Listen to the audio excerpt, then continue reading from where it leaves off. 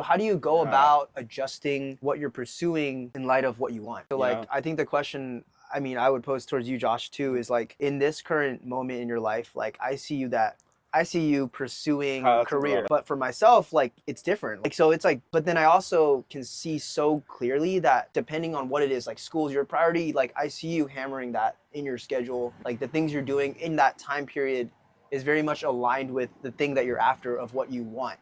So I'm curious, like, to ask you, like, I would assume it's okay for what you want to change in life. So how do you go Yeah. about adjusting what you're pursuing in light of what you want? I think that the challenge with that is what about who you are in that moment?